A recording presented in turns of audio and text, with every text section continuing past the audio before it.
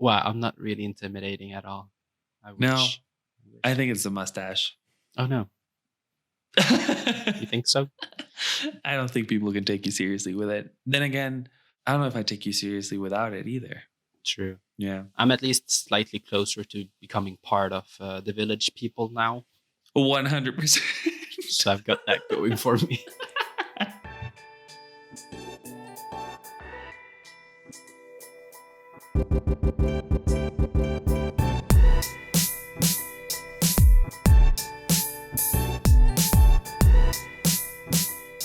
Hello and welcome to the Films and Fika podcast, where two bros sitting on a hot tub, 5 feet up, across the Atlantic, feet apart, and talking about movies whilst drinking coffee. Today we're going to talk about Brick, Rian Johnson, his first featurette. But more about that later. With me, as always, is Mao. Hello. What's up, dude? Hello. How are you? Things? Oh, wow. That was awkward. We're both talking at the same time. I'm good. Here's the thing. The longer this has been going on, The podcast. Well, sure, because we started right around the same time, but I'm in quarantine. You're talking about the C word. Yeah. Isn't it with a Q? I think quarantine is with a Q. Oh, I thought about COVID or Corona. That's the C word. The other C word. Okay. Yes, as long as that has been going on, sure. I feel like my mood has been all over the place in the sense of like motivation and how I want to approach life and the everyday aspect of this thing that we're living. And that's why we don't even really talk about it on the podcast, because we feel like it's just talked about all the time. But yeah, it's nice with some escapism. Yeah. And so it's been like 2 or 3 weeks since you and I last recorded, and I have been in a very shitty mood where it's like I thought this was going to be over by now, and I know that everyone says that. I know that everyone wants this to be over. I understand it. But the thing is, I hadn't hit that point of fuck this. I don't want to do anything. I don't know what to do with my life. I don't want this year to count. Oh, no. Yeah. And so I started kind of trying to find a way to pass the time without necessarily just sitting in front of my TV and stuff. And so I was deciding between picking up my German again or picking up a guitar again, both of which I haven't done in years. And, eventually, obviously, I chose a guitar because fucking hell, German is hard. So grammar.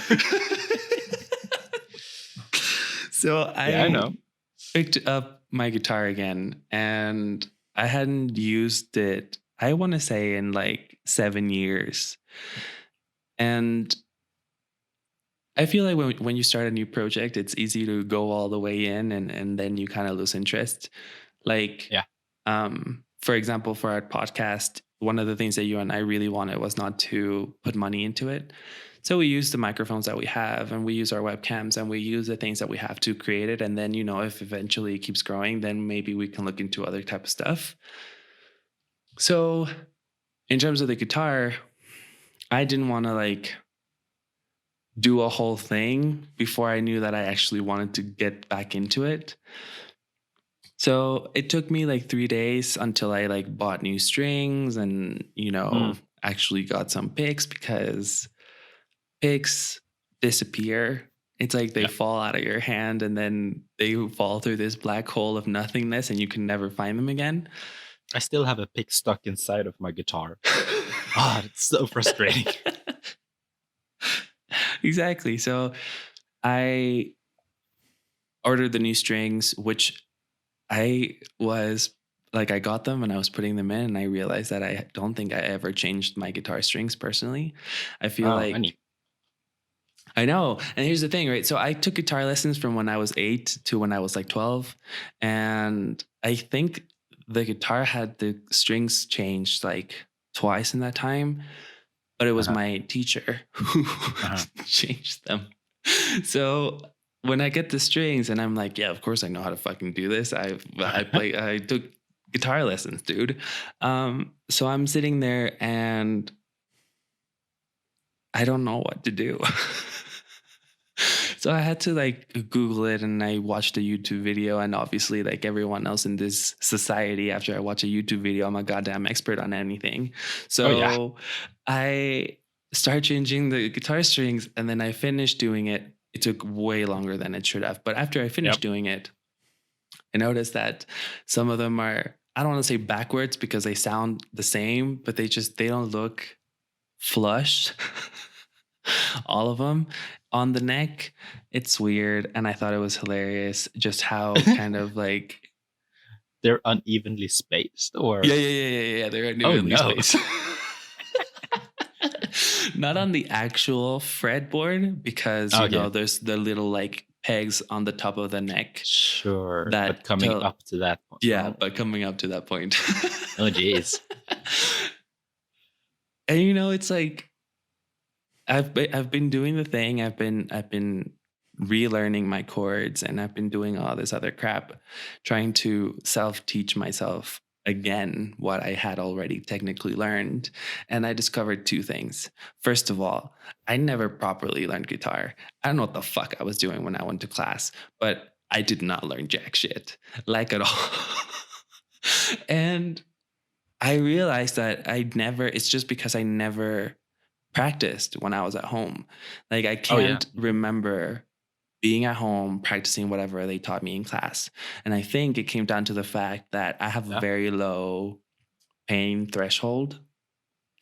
And you have to get your fingers used to it. Yeah. And is it nylon or steel?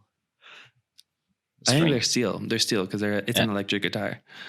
Yeah, they're definitely steel. And I think 8-year-old to 12-year-old Mao was just like, nah, dude, I did not sign up for the pain in my fingers. And so I never got them used to it. I never got calluses or anything. And it's not that hard to get them. I have them now, and it's been like not even 2 weeks. But I think I was just kind of a bitch. And, you know, it's been a learning experience. I don't play good yet. And I am so sorry to my family members and my neighbors who have to put up with my shit.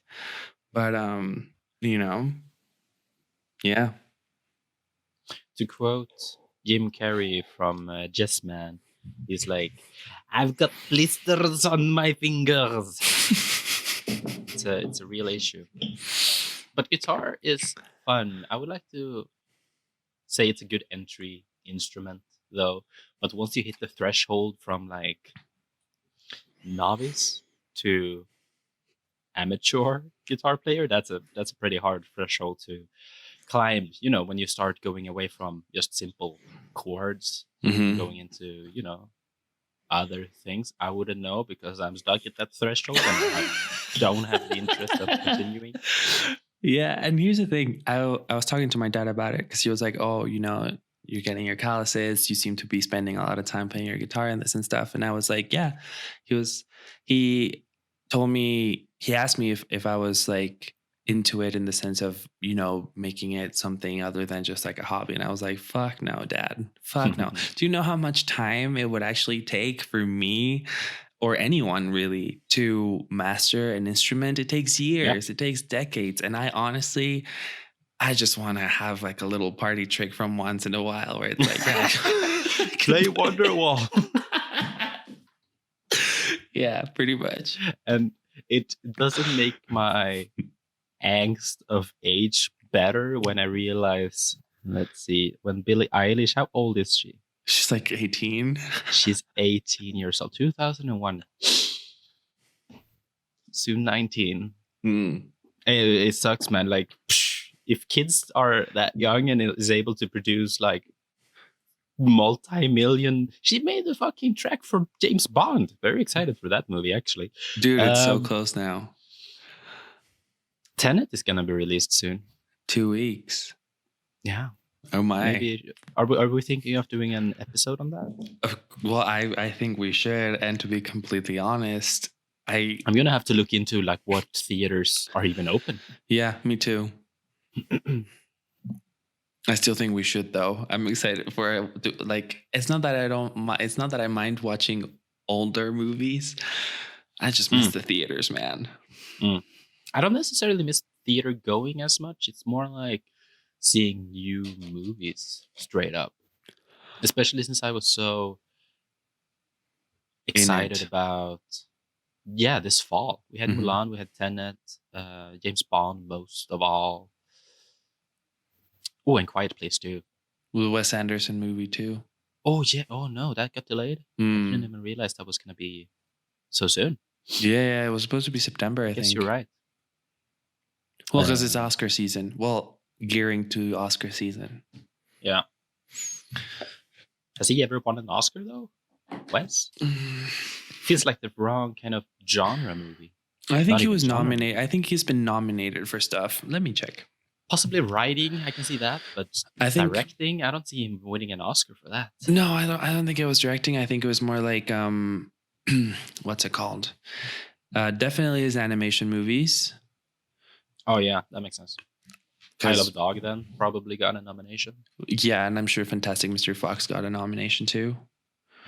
But Isle of Dog must have been up against. Yeah, so he's been nominated for original screenplay, animated feature, original screenplay. Actually, Grand Budapest was nominated for Best Picture and Best Director.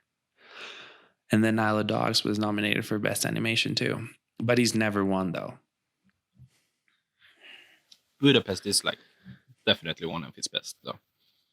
Yeah, I know how people kind of hate it now because it got too popular, which is, like everything in film. Yeah. But I truly, truly enjoyed it. I thought it was really fun. And I still think Moonrise Kingdom is my favorite of his, but... Oh, yeah?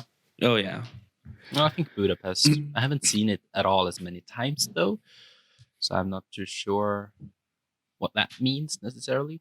But Budapest is probably my favorite live action of his. I still haven't seen Rushmore, I guess. Yeah. Yes. This week, though, we had a bunch of exciting news in terms of superhero movies, which I know you don't give a fuck about. I know they're like not even something that you pay attention to.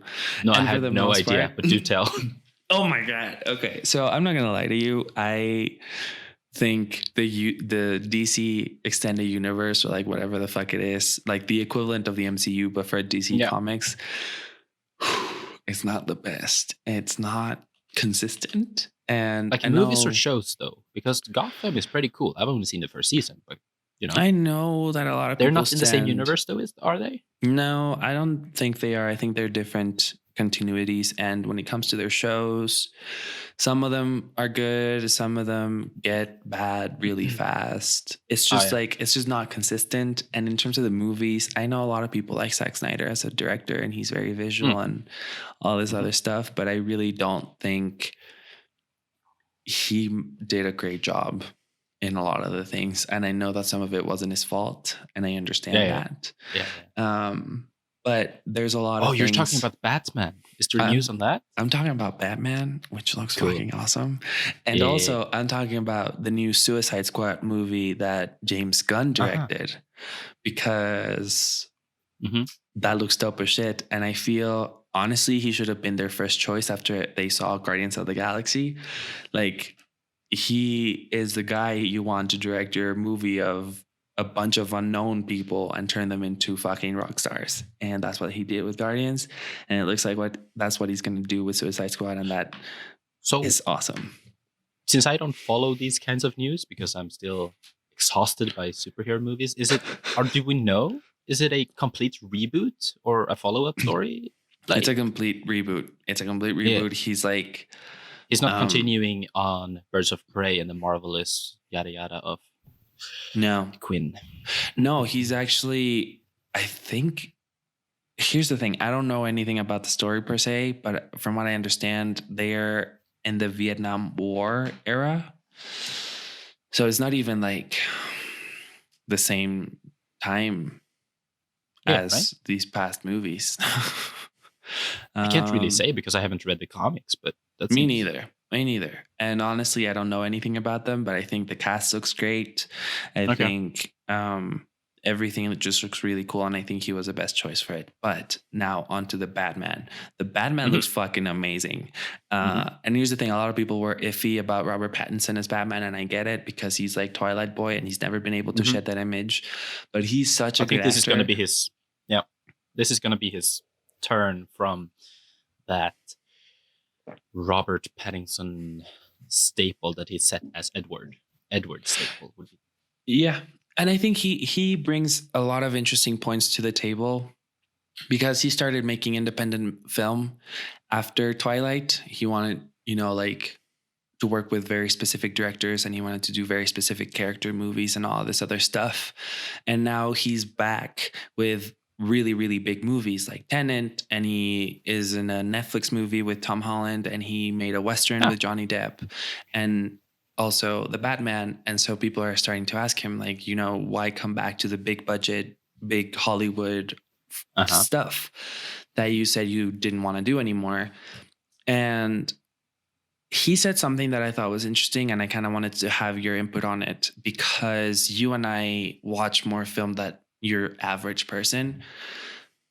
But he talked about how he is coming back into Hollywood or the big blockbuster system because after being on the independent side of film for, as long as he has, he feels people just don't care as much about indie film, and it doesn't get the same amount of eyeballs on it as, big Hollywood blockbusters. And he feels that the exciting part about all of this is that there are directors who, even though they do the big blockbusters and they do all this big money stuff, they still at heart tell stories that, belong in an independent film circuit. Like Chris Nolan, for example. Yeah. Which a lot of people think he's like the golden standard of balancing both, really awesome, deep, whatever, and money-making machines. What do you think? It sounds like he's speaking about indie films in a very negative sense. Do I get that correct? That's what I felt too, but I don't know if that's necessarily what he was trying to do. Because if you were to look at it black and white, like, it is definitely a separation between the two, but I don't see a negative sense of that, because for film bros, indie movies are definitely a go-to, and then you got the big blockbuster movies, and obviously they're gonna sell better because they have money and they put so much money on advertisements. And then every now and then there are indie-ish movies, I would say, because they have pretty big budgets to still go mainstream. But I don't think the casual moviegoer really appreciate that type of film as much. Maybe they're just finding themselves in the movie theater by chance, seeing this indie movie rather than a blockbuster. I think it's, blockbusters are designed to appeal to a broader audience, to pull more money. And unfortunately, that's the sad reality, that money is a driving factor with so many decisions.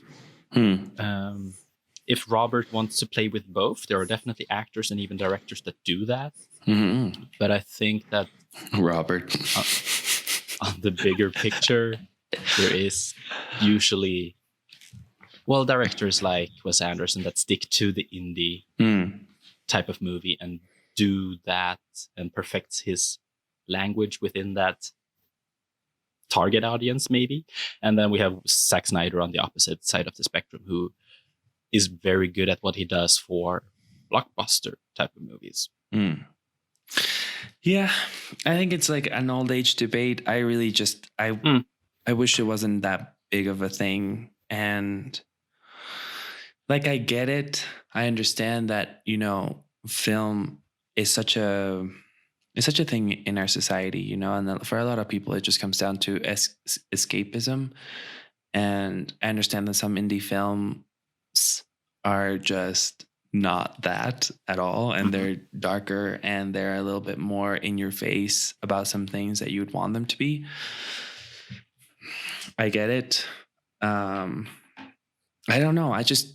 I feel like there's a lot of people who are trying to figure out a balance, and I think that's really cool. And I feel like maybe, I don't know, maybe it's because we're in it in the sense of, film watching and all that stuff. But I feel there's been a change, especially now that VOD has become such a thing, where it's like people are more open to watching stuff. And I think that's really cool. That's true. And the internet, social media, whatever, is way more accessible and easier to advertise, if not cheaper.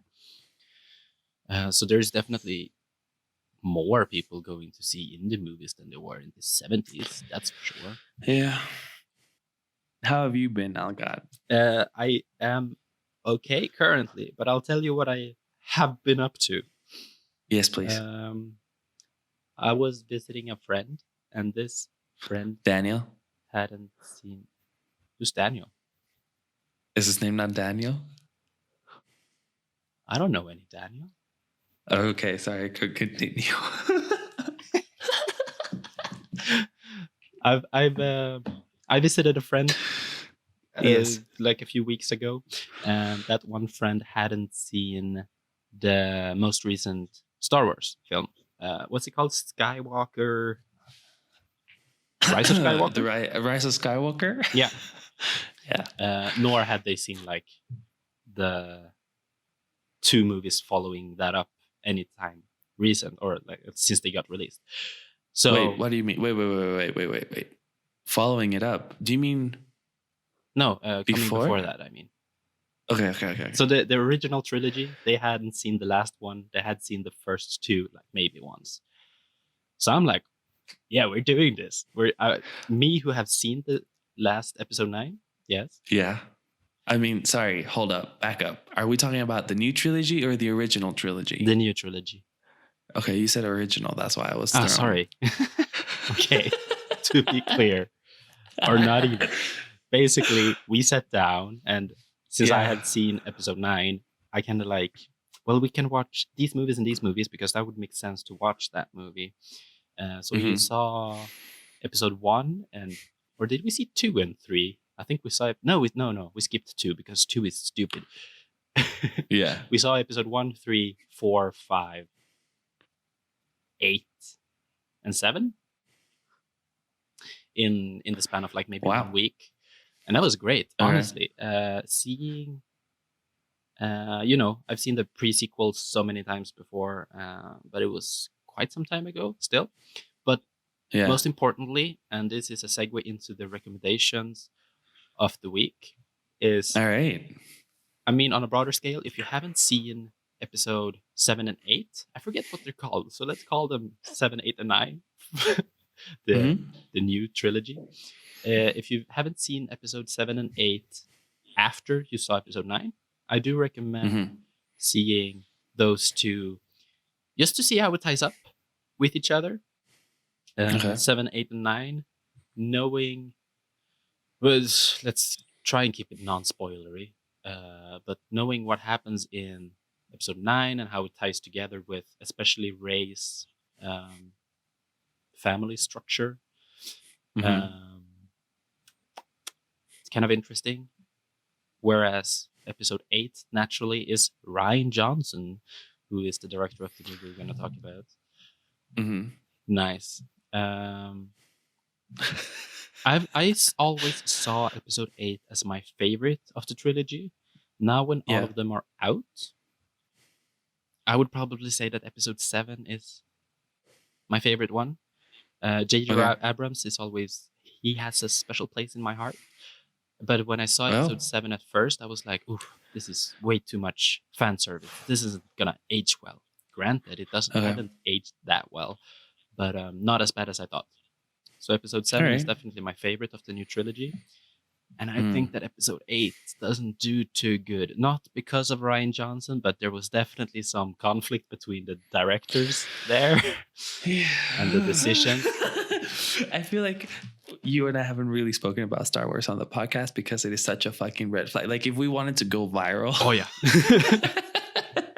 We would make a Star Wars episode, especially because I think you and I have very controversial opinions in regards to some of the movies.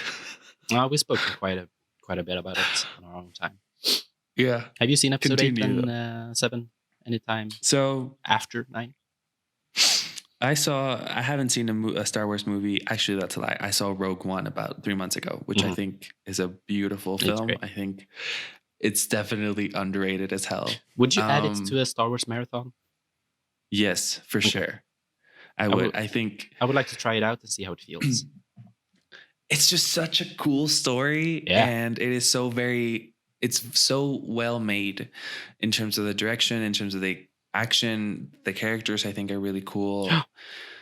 The VFX doesn't hold up quite as well. Some of it is kind of rough, but honestly, it's not even that big of a deal. I feel with Star Wars, the VFX were never that big of a deal. That's me personally.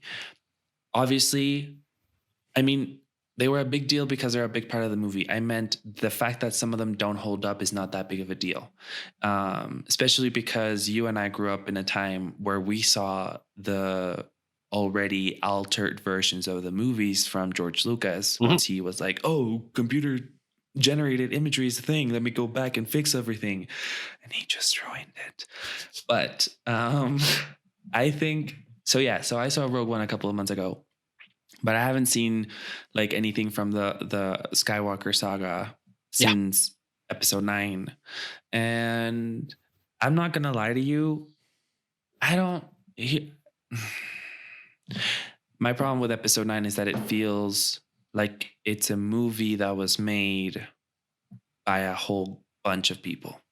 It doesn't feel like it's the work of a director with a vision, leading a group of people towards a common goal. It feels like 15 people sat around a table and thought they were deciding on what people wanted to see, and they just pulled ideas out of their asshole. I would go even further and say that that's the entire Skywalker Saga, the trilogy, to me. Like the new trilogy. Yeah, the new trilogy is great, and it has one of the... Or I would go even as far as say it has the best lightsaber battles in the entire saga. Yes. But story-wise, dude, it's not strong at all. The pre-sequel has a better story than this new one. I think the problem was that I feel like if the Star Wars movies had any of the trilogies had come out during this time, a lot of things would have happened the same. Because of social media, there's a lot of instant feedback, and the people who like things are not as vocal as the people who hate things. I don't know if you've noticed that, but sure. People who disagree and dislike and just shit on movies are way louder than the people who are like, no, I thought it was great. Because if you think it's something's good, you don't necessarily feel the need to validate your taste. But if you feel something is not, like if you feel betrayed or you felt like cheated or something, then you have to make a video, you have to make a thing, you have to like it. The same thing happened with The Last of Us, which is another thing for another time. But just to be clear though, I don't dislike this trilogy at all. I love Star Wars, all of them. They're great and have a special type of like charm to it. Star Wars is not the best storytelling out there, and has never has been, especially having seen a few movies from every era. Yeah. And I feel like the new trilogy plays into that quite well. It feels like Star Wars. It's not that strong in every way or shape or form, but it's really cool. Of course, if the bigger system or production company wouldn't have had too much to say about it, if Disney didn't own it, maybe it would have been different. I just feel like it's unfortunate that there were seemed to be so many. I haven't read into it too much, but there seemed to be so many difficulties creating it and creative indifferences. When it comes to the new trilogy, though, I haven't seen them recently, and I do want to. Especially, I want to revisit episode 9 without any of the expectations. I still think it might not be a great movie, but at least I would say that I could enjoy it more. I still think, from what I understand, though, from what I remember, more like that, I think episode 8 is probably my favorite, with episode 7 being a close second. I don't like everything that Rian Johnson did with this movie. I agree with the fact that there's a big aspect of it that feels tacked on, namely the whole storyline with the casino and the rich people and all of that stuff. I hate that. I don't like that storyline. I don't think it has anything to do there. It's just a setup for Knives Out. Yeah, but I really, really like the story with Kylo and Rey, and I really, really like the idea that Luke is a broken person. Yeah, because I feel that, it makes sense. Because in episode 8 we explore the characters, the Rey and Kylo relationship, so much more, and we get to see what's going on behind their masks. Literally. Yeah, and I feel like the idea of exploring the concept of the Jedi Order not being perfect and not being the galaxy saviors, I think that's really interesting. I feel, especially because that happens all the time, in real life. And I feel like exploring those types of things is not for everyone. And I understand that. My dad, for example, doesn't like superhero storylines where the superhero turns out to be evil or starts questioning their morals or like stuff like that. He's like, I don't understand why they have to do that. But I find it very interesting. I find it very interesting to look into the human nature of these types of things, because at the end of the day, it's kind of what makes us who we are. But that's just me. To wrap up that one, my recommendation of the week is to watch episode 7 and or 8, mostly 8 actually. Give that a second watch after having seen episode 9. If you're interested in Star Wars, going into it with just like seeing how the writing is works in correlation with episode 9 or not, knowing what happened behind the scenes and like kind of breaking down the movie itself, or just determining to yourself if you would rewatch this in a chronological sense. I for sure will. I for sure am looking forward to the next Star Wars marathon, where I'm able to watch 9 freaky episodes plus 2 extra storylines on top of it, Rogue One and Solo. Solo is weird. I have seen it once. I don't know how I feel about it. That's just my personal take. Also a movie that was very much hated on, and I waited for the hype, or hype in the negative sense, to like cool down. Yeah. And I think that's why I didn't mind it as much. I would have to check it out again. But those are good recommendations. That's nice. I think it would make sense to have it in a marathon just to add context. Fair. Nevertheless, what's your recommendation of the week? My recommendation of the week is something that I haven't done before on the show. And I don't know how it's going to go across. And I don't know if people are going to care. I read a book. And it's a book called Making Movies. It's a book written by this very prolific director. His name is Sidney Lumet. He directed things like 12 Angry Men and Dog Day Afternoon and The Verdict. He directed a whole bunch of movies. He did Murder on the Orient Express, the old one, not the one that just came out with Johnny Depp. But it's not a long book. It's a very short book. And basically, he goes through the filmmaking process from choosing a script to casting to shooting to editing and all of the process of making a film from a director's perspective. So he talks about his own experiences and he talks about how he used to approach things. And it's really interesting for 2 reasons. The first one, he was making film at a different time where you actually shot in film. So a lot of the actual technical aspects of the shooting process and the editing process have a lot to do with shooting on film, which I think is really interesting because we don't really get to see that anymore in film school. At least you and I didn't.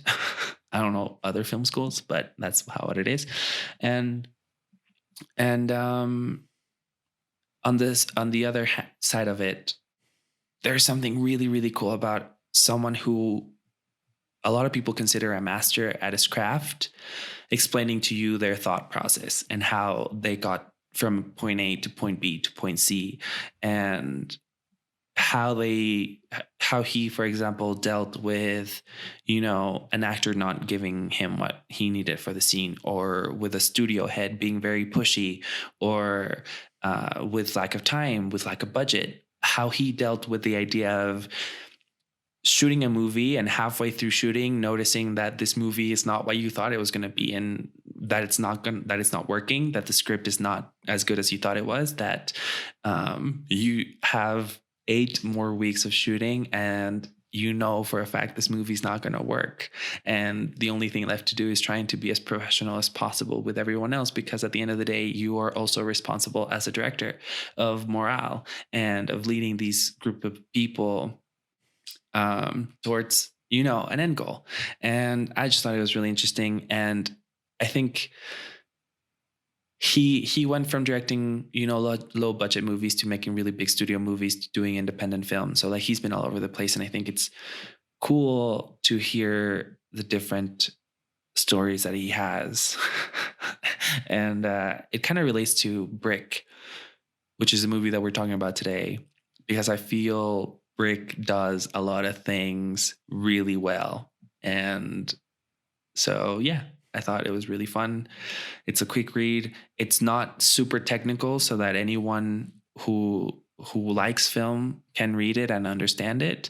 And it's not like super basic that it's not interesting for someone who knows a little bit more about the film process. I thought it was really cool. It kind of made me miss filmmaking. And I thought it was dope. So that's my recommendation of the week. Is it more from the perspective of a director necessarily, or more broader as a filmmaker? I definitely think it has a lot more. It's told a lot more from the perspective of a director, and how he chooses, because I don't think he necessarily wrote a lot of his scripts. I might be wrong, but he talks about choosing scripts. So, which is something that, it used to be really common. Nowadays, a lot of directors try and write their own stuff, and I think that's really great. Rian Johnson does it. J.J. Abrams does it. But, there's a big chunk of directors who never did, and they only, chose a script. So how do you choose a script? How do you get to this story if you think it's, if it's worth telling or whatever? And I think it's really cool. But yeah, it's definitely more on a director's perspective. So, speaking about the movie Brick, released in 2005, the directorial debut of Rian Johnson. Mm-hmm. A movie set in high school with our lead. Oh, I forget his name. Joseph Gordon-Levitt. Joseph Gordon-Levitt. He's so cute, man. He with his small glasses, a little chubby and curly hair, like. Yeah, so it's the first movie that Rian Johnson did, and it tells the story of a teenage loner who pushes his way into the underworld of a high school crime ring to investigate the disappearance of his ex-girlfriend. And this movie is weird because it's basically a very hard-boiled noir film, but it's set in high school. And yeah, that's an interesting clash of genre. In every sense, it's your typical detective investigation type of film when he heads out, and the dialogue is very much built in that same way, and they talk very alienating from high schoolers, yet it makes a lot of sense. And they're going from these different groups of people, different gangs, as we follow up on the investigation of his. Okay, so like quick 5-minute spoiler-free synopsis, review, thoughts. I enjoyed the movie for various reasons. I think the dialogue is hard to follow at first, but once you're in it, it's actually really cool and really funny. It's even though it's his first movie, it's just what you would expect from a Rian Johnson film with the dialogue, yes, especially. Agreed. And I enjoy the performances. They're not the best, but it's fun to see these actors who will then grow up to be in a lot of other stuff. Yeah. And that makes sense. And that's really cool. I love the score. I thought the score was dope. And very kind of like a highlight for me, but I don't know. That's just me. And so, yeah, I would recommend people watch it. Yes. Do you like detective stories? Then you should like this, because it's not that, like, in terms of the actual plot line, it's not that, let's call it revolutionary. But the way that it's done and the way that it's shot, I think it definitely is worth checking out. What do you think, Algot? I feel like this film is very, very captivating, and it just keeps you invested. It hits all of those points in a very great way. Like it's one of the better noir films modern noir, you should say, I guess, films that I've ever seen. And I wouldn't. Knives Out didn't really hit the same spot for me as this one did. I should give it a rewatch, especially considering all the Oscars that it got. But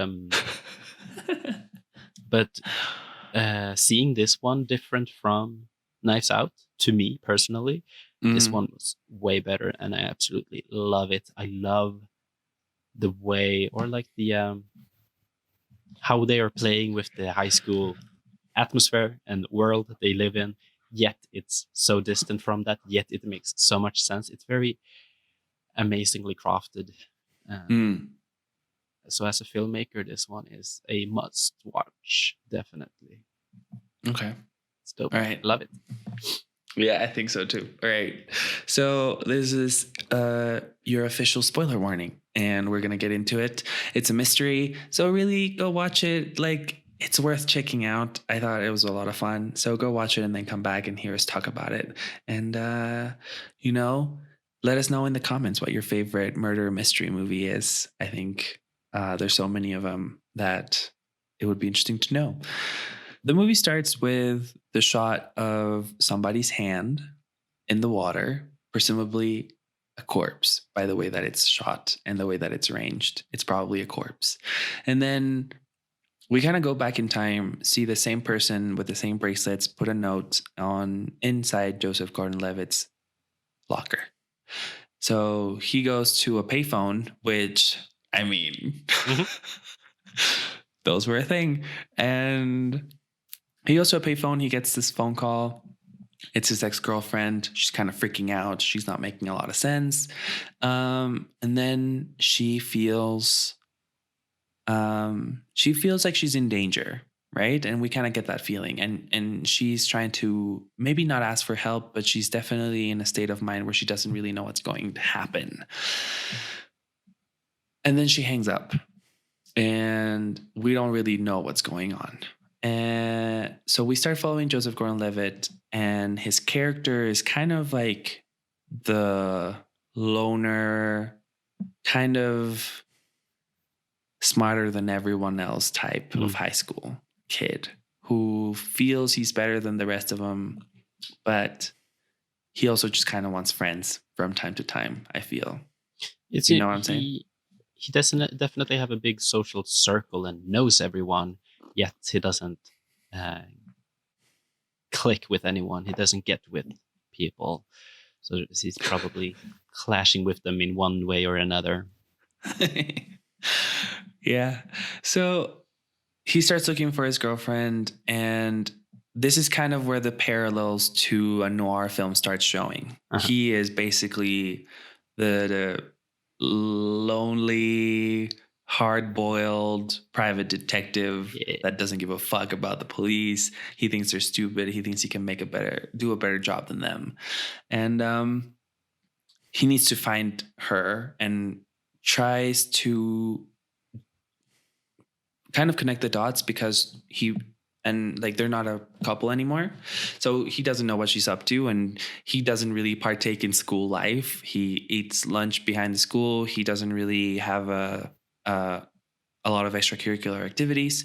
So he's trying to piece together the life that she has now, because she's with a new crowd, she's with new people, she has new friends. And so we start following him as he tries to at least find where she is at the moment, because she's not in school and no one can find her. And eventually, because it's a murder mystery, we find out that she's dead, like she's been murdered. He finds her body. And instead of calling the police, he's like, I'm going to find out who did this myself and then call the police, because he thinks that this goes deeper into, you know,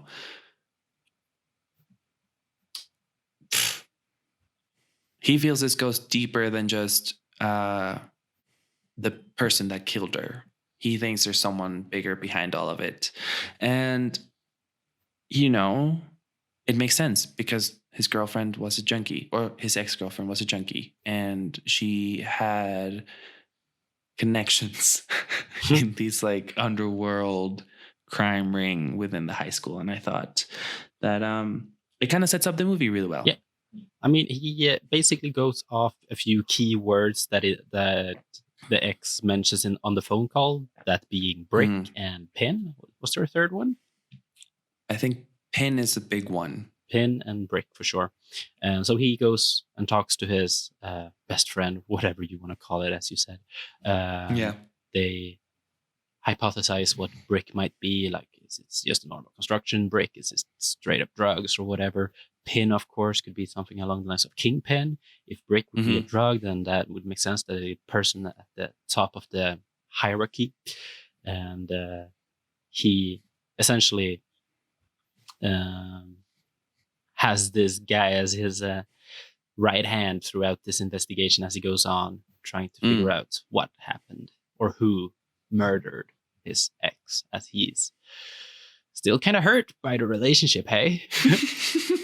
It's not quite over that. Yeah. I feel like one of the more, maybe not important scenes, but one of the scenes that really encapsulates the mood, the tone of the movie, is when he goes to, I forget the restaurant name. You got it? Apples. The restaurant's name? Yeah. It's something funny like Pies, oh my pies? I don't know. He goes around and there's dumpsters and there's these crackhead high schoolers. I think they're just smoking cigarettes, being cool. They smoke pot, and they're like, basically they're the sup bro kind of character. Yeah. And Joseph is just like, tell me where your boss is right now, as you know, as a detective in a film noir would. Of course, goes off to finding the boss around the corner and just beats him the freak up. Which is a cool, No, keep going. I will. Yeah, it's a cool scene, and you really sense the dynamic of this kid who's trying to be an adult versus this kid who's trying to be a drug dealer or something. He's essentially trying to figure out where he gets his drug that he's dealing in order to find Kingpin. So, or his girlfriend. He asks like about both of them. Yeah. What I like about that scene, and how you say it encapsulates the whole mood of the film. This film looks and feels like a student film. Sure. But I don't mean that in a bad way. No, it's beautiful. And I think it's one of the first times that I mean that in a good way, because it makes sense. Yeah. Because it's a high school film, and it feels like the tone and the look of the film makes sense for the setting and the aesthetic that they're going for. But that means that they also didn't have a lot of budget. Even though this movie wasn't necessarily cheap, though. It was like $500,000. It's pretty cheap. Yeah. Well, it was still it was $500,000 though. Yeah. And what I enjoy the most about this film, or one of the things that I enjoy the most about this film, is how he goes around creatively making things work, like fight scenes and all that other stuff. And for some reason, it also feels kind of comedic whenever they start beating each other up, except at the ending. At the ending, it kind of gets it gets a little bit dark. But yeah. before that, when he beats up these like drug dealer character and he's trying to find out where his girlfriend is, and the way that he uses a camera, or more like the cinematographer, who's Steve Yitlin, who then shot like Looper and all these other projects. And I think he's really good behind the camera. But I think what works is how he manages to find the sweet spot between the high school student film aspect of this thing that he's creating, which is his reality, and this noir, gritty underworld that he wants the movie to be. Because it's not really cool. It's not committed fully to one or the other. I guess it's leaning more towards the high school style, but maybe that's just because it is their first feature, by all means. I don't know. Some guy made a strong point online about it's his first movie, and you could go with the argument that he's trying a lot of stuff out, a lot of camera angles, editing styles, or even composition to go so far. But all of it works. It works so well, even though some shots are a little bit out there per se and look experimental. It probably isn't. Ryan probably knew what he was doing, even though it is a little bit strange seeing it. It's not. It's an indie movie by all means, I guess. So it works. But that's just good filmmaking. Which is fun to see, because in his later movies you don't really see that type of editing or directing style. I unfortunately. Maybe. You think so? I think. Have you seen Looper recently? No, I haven't. Looper's dope. Okay. Looper is really well made, and it is so much fun. And again, Joseph Gordon-Levitt is fucking. He's just. I think he's really good. Awesome. I think he's not made great movies recently. He put out, because he took a hiatus because he had a child, and then he came back with 3 movies. Okay. The third one hasn't come out yet, but Project Power came out, and yikes.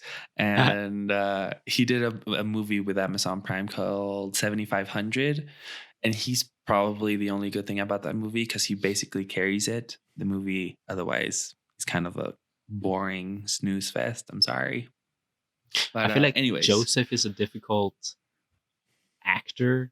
I guess he gets typecast by the way he looks quite a lot, which is fun to see him as a kid acting as this big badass. I guess it plays into the character though that he's not, but he definitely puts up a show of being a badass. But I think, all in all, I think that Ryan is what really shines through. He's just a good filmmaker, and obviously have been from the get-go. Yeah, I feel like it's strange having someone like Ryan directing Star Wars, though. And right? Star Wars is not a noir movie, and it's not a crime drama. So why direct a sci-fi fantasy film in space? I think he had so many good ideas for Star Wars. Sure. But he was definitely on such a different path than J.J. Abrams, and probably that Disney wanted to go. And I feel that's why there's such a conflict between all 3 of the movies. Yeah. Disney wants to be family friendly and whatnot. Yeah, and he was looking at the deeper, like, moral. For sure. Yeah, definitely. So Joseph Gordon-Levitt's character, Brendan, beats up this drug dealer, and the drug dealer is like, okay, I'll set up a meeting with your ex-girlfriend. I'm sorry. And he meets up with her, and she's like, dude, I'm sorry I called you. Honestly, it was a moment of weakness.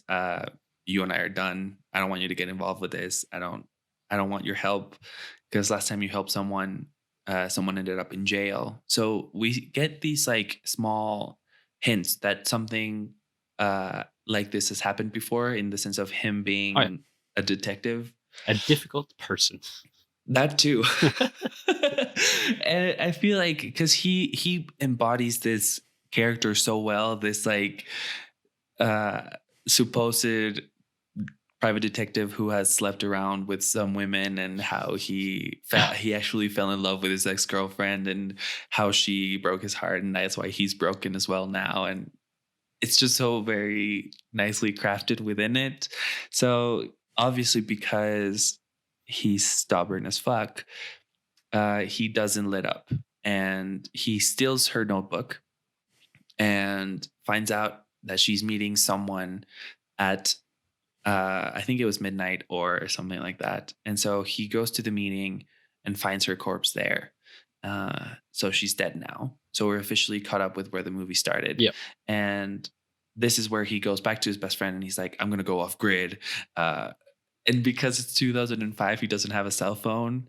And because they're in high school, he doesn't have a car. So he's like, I need your mom's cell phone on her car. Do you think that's okay?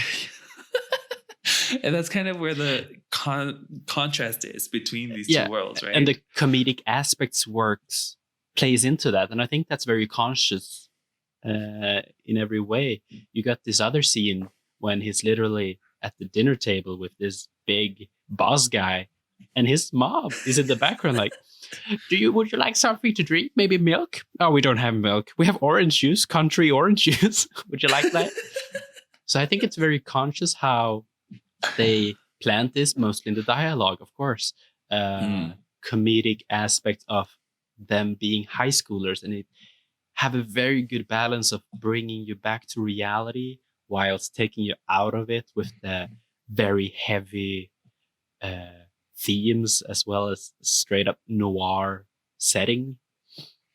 Yeah, because definitely the idea of a noir film is that there's certain tropes within it, and this movie kind of checks all of those boxes. Yeah. You have the PI, you have a drug lord or kingpin character, you have a love interest, and then you have something that I think is quite fun if it's done well. And I think in this movie it is done well. It's a femme fatale character, which is this woman, mysterious woman, who you don't know if they're on the side of the hero or if they're against the hero or what their deal is. And I think, what's her name in this movie? Sarah? Laura. Okay. Laura is a really fun character in the sense of, yes, it's not necessarily a revolutionary character or something that you don't see coming, but she kind of has this whole thing going.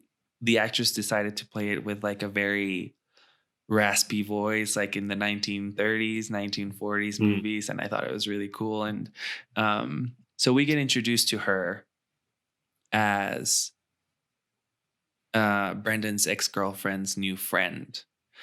And she clearly knows more than she's letting on.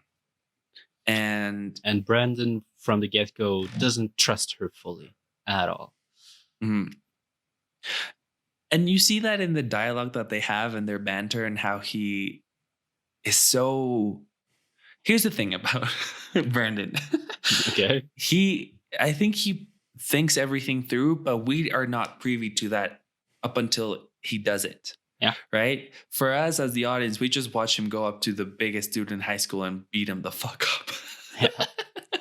Without any reason or explanation. And we don't understand why he's doing things up until later, where he's like, this is why I did it. Yeah. Which I think shows a little bit of, I don't want to call it lazy writing. On the contrary, I think it's actually kind of cool how we're not privy to it up until he has to explain it to someone else. Maybe I would have liked it if he didn't have to explain every single thing that he did and why he did it that way. Sure. I didn't mind it too much, but you got a point. Yeah, I feel like for some of it, it was really cool where it's like, oh, like his whole plan is actually really smart. On some of the occasions, I was like, why is that a thing though? Like, does it really have to be something that we get explained other than just like seeing it? And I feel that comes with the fact that it's a first time, like it's his directing debut, and he wrote it himself and all that other stuff. So Brendan manages to secure a meeting with the Pin, which is this drug lord character. Yeah. And his idea is to get a job working for the Pin because, like you said, he knows everyone. He's on the good side of the school directives. but he's also not a narc. And so because of his connections, he's like, I will work for you. And his plan is to get closer to the pen to figure out whom within the circle of people that worked for the pen killed his ex-girlfriend. And kind of infiltrate the system. Correct. And he does that very well, how he completely wins the pen over to his side, where the pen is starting to share surprisingly intimate stories to him, like right away. Shows him a lot of trust, which I don't know, I felt like it came on a little bit too early in the story. Yeah. And you know, it probably has to do with a lot of the first of all, the tropes of this guy just being someone that people like talking to, but also the idea that they probably didn't have a lot of time in terms of shooting and developing all this other stuff. And it's not the most important character, yet it's definitely one of the cooler ones. He's so he's so layered. Yeah. And I feel like what's really cool is how everything that has to do with a pin is shot like a gangster movie. Like even the first like meeting that they have, where it's like he walks into this room and he's in a chair and he turns around to him and he's like shot a little bit under eye level so he feels bigger, and how he walks with a cane and he has a fucking cape. It's just cool, man. It's cool when a director commits to his idea that much, you know. It's like he believes in the concept so much that he's like, you know what, man, like let's go all the way with this. Yeah. And still it takes itself so seriously. Yes. You would say that it's way too seriously because it's a high school film by all means, but it works. Oh my God, it works so well. And there's a certain self-awareness that they're able to just make work so well and play with the tropes, the comic, I wouldn't say comic reliefs, but the comic things every day here and there to lighten it up. And wow. Yeah, I feel like what's really like, I feel the idea that it's so self-aware and so serious and it takes itself so seriously works because that's how you feel in high school. Right? When you're in high school, you feel like everything is serious. You feel like everything is the end of the world. And you take yourself so seriously as a teenager. You're like so invested in your own life that I think it adds to it for sure. So this is a point of the movie where Laura starts becoming more of an actual character within the movie. And we see that she is really close to the pin. And Laura explains to Brandon that Emily, who's his ex-girlfriend, we haven't said her name, I'm sorry. So Emily stole a brick of heroin from the pen, and that's why they're looking for her. So they don't know that she's dead, supposedly. However, Brandon doesn't really trust her, and I don't think we ever do trust her either. I don't know how it was for you, but I always thought she was kind of shady. Yeah, but I do feel like it's well done, however, how Brennan verbally tells her, I cannot trust you, and she's just playing into the innocent character that she is playing. But no, I never felt like I trusted her, but everyone but Brennan showed trust for her, so it played nicely with the balance of that character, especially of how she proved herself worthy most of the time, but then she had some small hints of her having alternative motives. Yeah. So now that Brendan works for the pin, like you said, he starts sharing information about the operation, how he received this like shipment, quote unquote, of heroin, and how he's still looking for Emily. And then he also tells him that he thinks let's call him his right-hand man, a guy named Tug, is going to betray him. He feels that Tug is behind this, the stolen brick of heroin, and how he thinks he's trying to start his own thing and leave him behind. And by this point, we are following Brendan, and he keeps trying to find that original drug dealer that put him in contact with Emily at the beginning of the movie. and we haven't seen him and we can't find him. And then finally he shows up and he tells Brennan that he saw him with Emily's body that night and he thinks he killed her and he will ruin him and tell everyone what happened. And then Brennan goes back to the pin's house and he finds Tug there, and Tug tells him like, hey, he tells him a little bit more about the operation and how it's not that someone stole a brick, it's that they stole it and then they contaminated it and then put it back. And so it's now unusable. And I feel like every scene with Brennan and Tug is very interesting. How their relationship, first of all, is shaped and built up. But how Tug is a brute and just the muscle of the operation that the pin is running. The tension between the two characters in every piece of dialogue that they're having, where there's the suspicion from Brennan that Tug might be involved more than it seems with the murder of his ex, and even how Tug is just more vulnerable than he wants to show. I feel like Tug's the actor of Tug is doing pretty well. You might say that it's over the top, but I feel like the small fidgety stuff that he always does, and that felt real to me, even though it might seem a little bit over the top, from the outside. But I enjoyed that character quite a lot.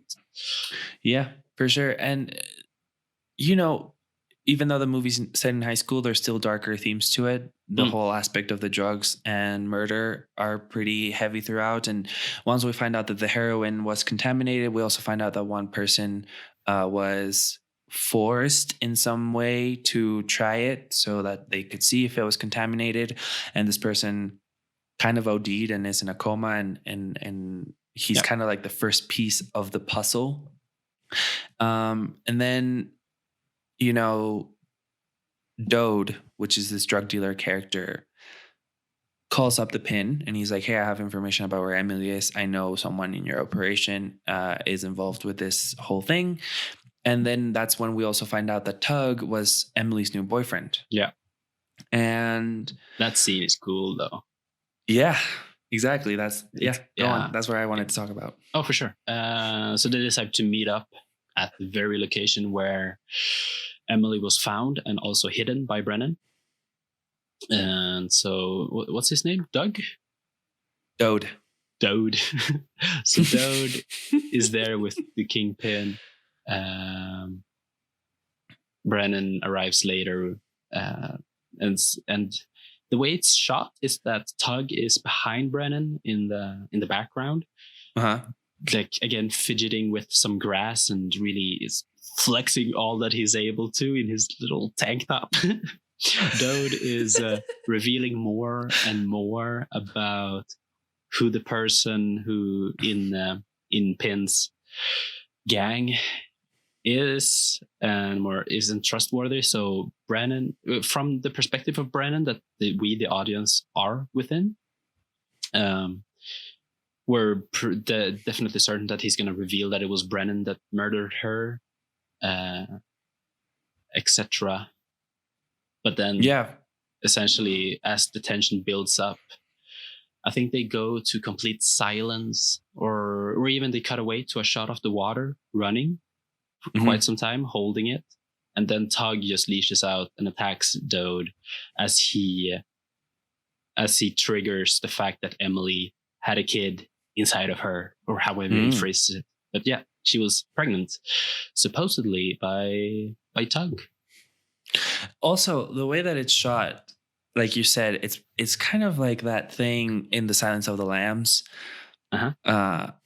which no spoilers, but basically there's a similar fake out in the editing, where it's like you think it's going one way because you're right. Whenever like he starts talking about it and the way that it's written and the way that it's shot, we all think that he's gonna like point the finger to Brennan, but then he does this thing where he reveals that Emily was pregnant and Tug pulls out this fucking hand cannon and shoots him in the head. And everything, which is out of nowhere. That's the first time we've seen such violence. We've had fist fights, but many times they take place off camera for an added effect and such. So, and and the other kind of violent thing that happens when Brendan is getting chased through school by a guy with a fucking knife, like you said, that is also like. It's actually made for comedic relief at the end. Like after this whole chase happens, this guy, Brendan trips this guy and he flies towards like a post and he hits his head. And for a second, honestly, I thought he was dead. Yeah, for sure. Because he hits his head so hard. But yeah, no, he shoots Dode in the head and that's it.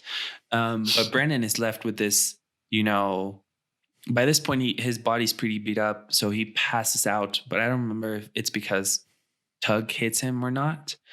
But the thing is, he wakes up in Tug's room. Yeah. And at his house. And Tug is like, yo, we're now at war with the Pin. And like you said, their relationship is so weird because there's so much tension throughout their interactions that suddenly Tug just being like, oh, he's obviously on my side is a bit of a jump, like you said. And I feel like a lot of the relationships within the movie feel like that, where it's like people just jump to conclusions. And Brendan is like, dude, I don't want to be in the middle of this. It's insane. So he tries to set up a meeting between the Pin and Tug so that they can talk it out, so that they can kind of figure it out. And avoid war, as phrased by Tug. Exactly. Especially because now we know that Tug is actually all for violence. He has guns. He doesn't mind all of this other stuff. And all the while, Brendan is still trying just to find who killed Emily. That's all he cares about. Yeah. All this other stuff. And we see this towards the end of the movie where he really doesn't care about what happens to the rest of these characters. His sole focus is to find out what happened to his ex-girlfriend. So he sets up this meeting and he has this whole plan with his friend about, calling the cops, and he puts Emily's body in Tug's. Is it Tug's car? It is, right? Yeah, I think so. Yeah. But what he finds out towards this meeting is that Laura is not who he thinks she is, and that she's actually smarter and a bigger part in this whole thing, and how she manipulated a bunch of these people into doing what she wanted them to do.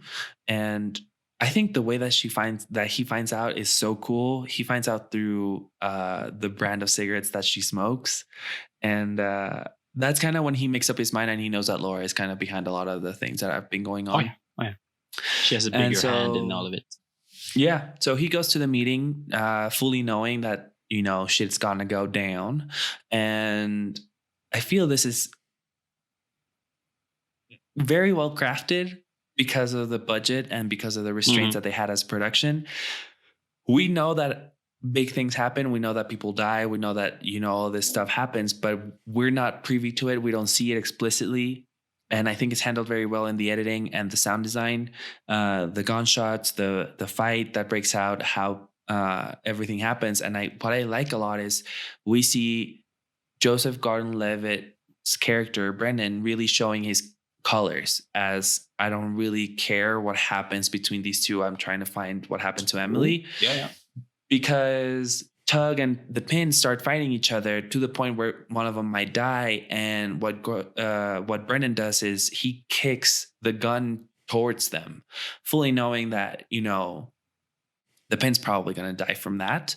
And then we later find out that Tug commits suicide by cop, which is like the cops get there and he has a gun and he decides to, in his rage, fight off the cops, I guess. And so he dies.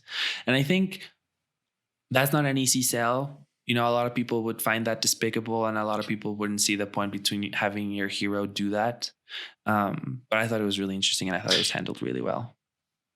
Yeah. I think it's very much two character to the trope, even how he's an what would he be?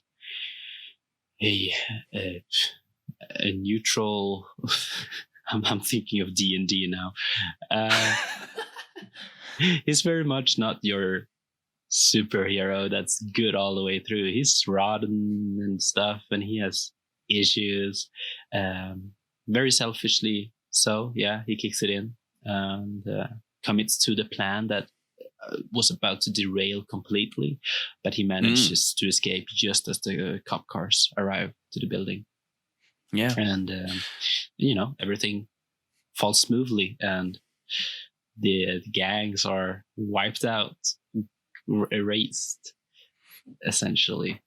And then we find ourselves at a location that we've been at multiple times before. We've seen a few flashbacks with Emily and Brennan at the football field, or is it cricket?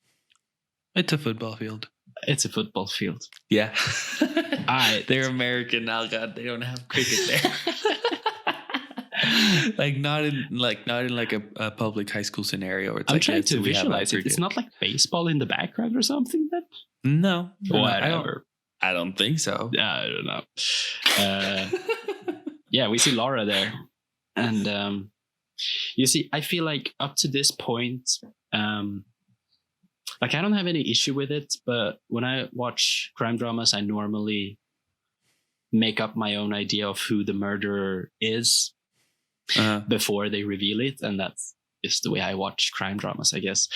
And I think that's why I didn't enjoy Knives Out as much, because I had a different idea of who I thought the murderer was, and then it turned out not to be, even though that made a lot of sense. I was probably not paying enough attention. Okay. But at this point, as you were saying, that Brennan usually says his intentions of doing the things that he does after the fact, after the fist fights and such. This movie itself worked very much in the sense where the audience caught up just moments before the reveal throughout. So there was still this roller coaster of suspicion of one or another. Basically, before this reveal of Laura coming up to Brennan, there's really only one person that you would be able to suspect, and that would be that theater kid that we haven't even spoken about, but she's only there for 3 scenes, so she's not that big of a suspicion for me. So of course it's Laura who's the murderer, or it's more complicated than that, I guess. But it wasn't unsatisfactory by any means, but Laura doing all of this in order to get to Brennan made a lot of sense, and I felt very, neutral about the entire reveal aspect. It wasn't a huge reveal, shocking, no shock effect at all. But I really didn't mind it. It was a cool conclusion. Yeah, especially I feel the reveal aspect of it is not really there because we know Tug did it. It is more of a why he did it and how he did it, and the fact that Emily and Tug were both manipulated by Laura, who actually was the one who stole the brick. Yeah. For her own nefarious purposes. I feel like I don't have an issue with it. Like you said, I think it's very well handled. I really enjoy the whole back and forth that he has with her, where it's I know it was you. And she's like, well, what are you going to do about it? No one's going to believe you. And he's like, no, I already did something about it. People already found the heroin in your locker. You're going to go away. All that other stuff is really cool, especially when she reveals the fact that Emily's baby is probably Brendan's. Yeah. Because that was the bigger reveal, and I guess that's cool. So that was all fine and dandy. Personally, whenever it comes to motive, I always feel that money, basically, because that's all she would have gotten from this. Money is such a weak motive for me. I understand, especially because she's one of the she's upper class, and we see that from the house where she has this party going on and stuff.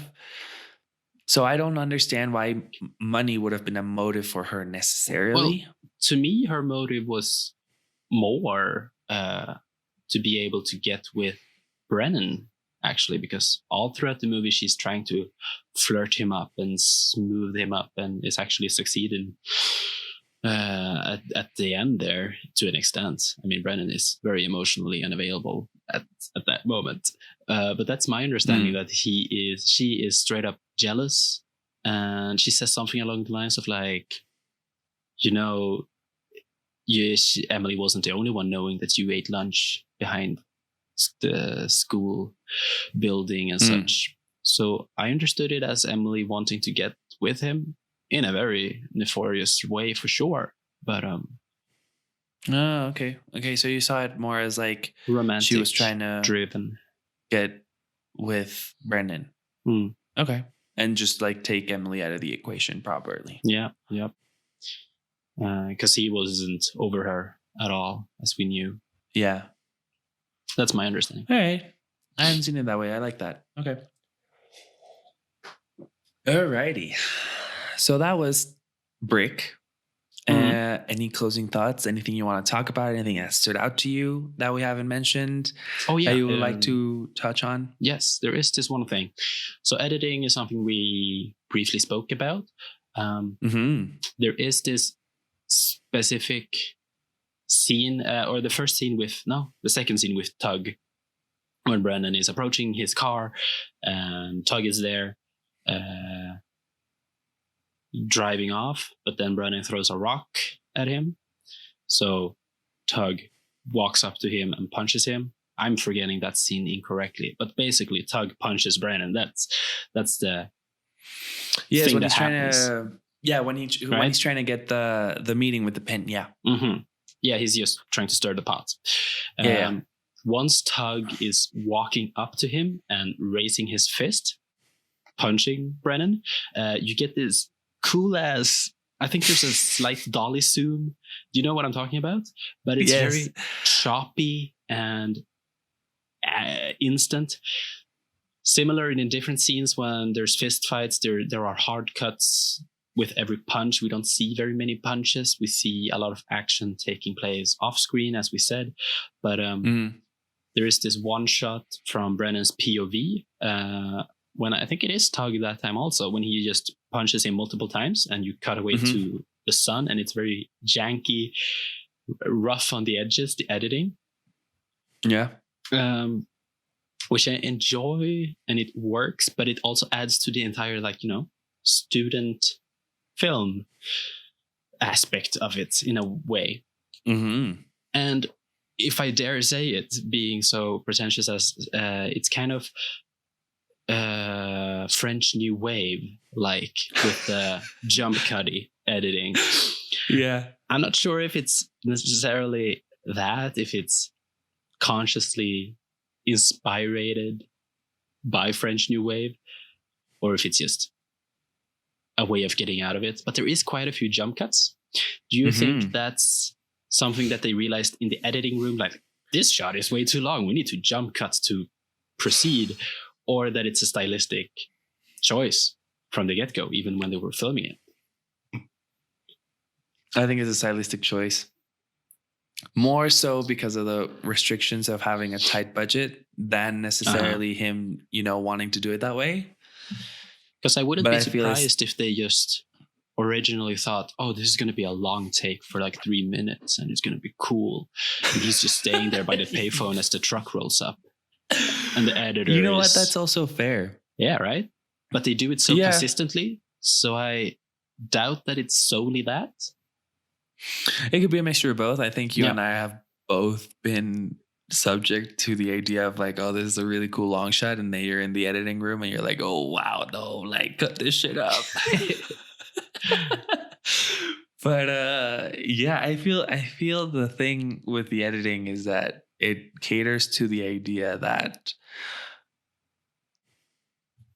it's a student film. Yeah. And if that's, it works because of that. Yeah. If it's consciously shot like a student film, or if it's just budgetary reasons, I don't know. I don't really care, but it works. It plays into the home movie type of feel to it when it's shot and edited that way. It complements each other very well, I must say. Yes, there's a lot of different let's call them visual effects that they've used for, I don't know, I don't know how to call it. I think it's just it's very cool how he went around certain things. So for example, whenever they shot stuff for the cars and they needed the car to seem like it was moving really fast, they would shoot the car going in reverse, and then they would play that back in reverse so that it looks like it's moving forward and at a higher speed, so that it looks like it's actually like speeding away. And I feel that's the type of stuff, man, that kind of separates a lot of filmmakers, where it's like you know what you want and you find ways to achieve it, even though, you know, it's harder per se. And I feel like stuff like that adds to what could seem as experimental, but it works. So it's probably consciously so. And straight up, I think Rian Johnson is therefore a pretty darn good filmmaker. And so I just want to touch upon the soundtrack really quickly, because I really thought it was really cool. It harkens back to noir and these like piano, jazzy strings type of music that they used to use. And what I found really cool is that the person who did the soundtrack is actually Rian Johnson's cousin. And he's basically done everything that Rian Johnson's directed, except for Star Wars, because of it, John Williams. But, you know, that's beside the point. And I just thought it accompanied everything within the movie so well. And I feel like it actually helped with putting us in this kind of suspension of disbelief of like, okay, so these people are in a noir universe. This is the rules that they exist within. And I think it wasn't, I feel some scores are very obvious in what they're trying to do, especially in directors' earlier films where they don't really know what they want to achieve with the music that accompanies their films. And I feel like him and his cousin managed to find that point of the movie's music is not overtaking and it's not underscoring.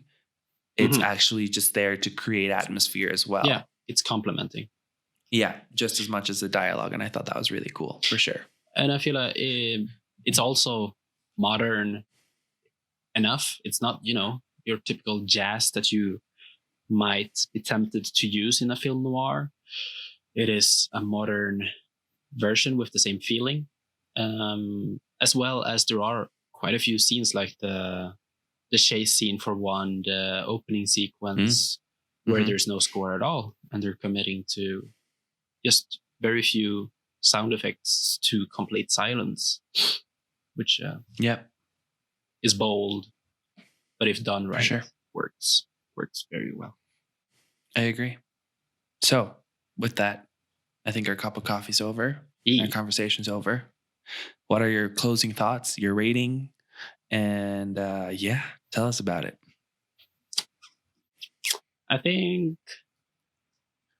this is an extremely strong first feature, and everything that you would hope to have. Of course, it might not be as nuanced, maybe not as honed in as even Looper being his second movie. But it's just great in every way. I love modern noir movies, and this is one of the better ones I've ever seen. And as for the rating, I think I'm just gonna have to give it a 5 out of 5. I have nothing bad to say about it. 5 out of 5 for Brick. I honestly didn't think you were gonna like it this much. Oh yeah. I don't know why. I'm happy that you did, and I enjoy when you pull something from under me and you surprise me. It's one of those films that has been on my watch list ever since our teacher actually recommended it to us, and it's been very high on the watch list for so long. So it just met the expectations. It's one of those. That's great. That's awesome. No, I think the movie works on every single level that it's trying to work on.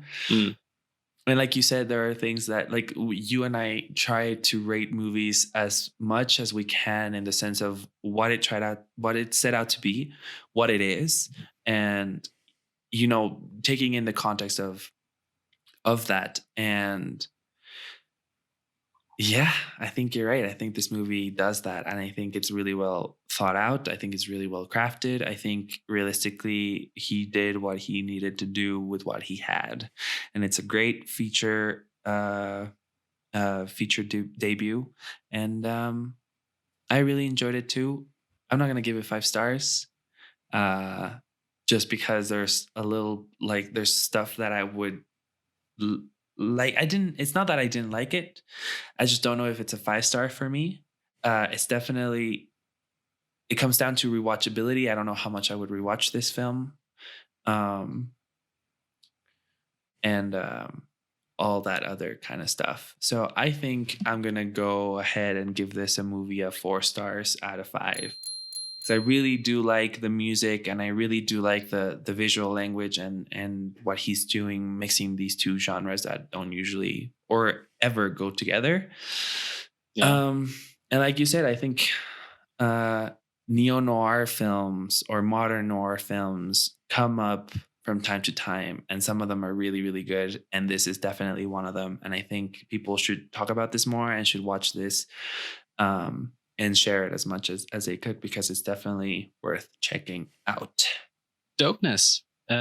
Join us in 2 weeks when we discuss more movies. Maybe even leave a comment on any suggestions that you would like to hear about here on the Pod. Films and Fika. More coffees and more movies coming soon. It's your favorite channel. No, we did radio channels not too long ago. That didn't work out too well. For sure. If you're on YouTube, our Letterboxd handles are on the bottom left. If you want to follow us there, please do. Naturally, click the follow button on whatever platform you're watching or listening to this podcast. Yes. Yeah. Share it. And make sure to watch Rated. Star Give us Wars 5 stars. and read that book. Do all the things that we tell you to do. That's basically what we want. This is a warning. It's an order. Wow, I'm not really intimidating at all. No, I wish. I think it's a mustache. Oh no. You think so? I don't think people can take you seriously with it. Then again, I don't know if I take you seriously without it either. True. Yeah. I'm at least slightly closer to becoming part of the village people now. 100%. So I've got that going for me.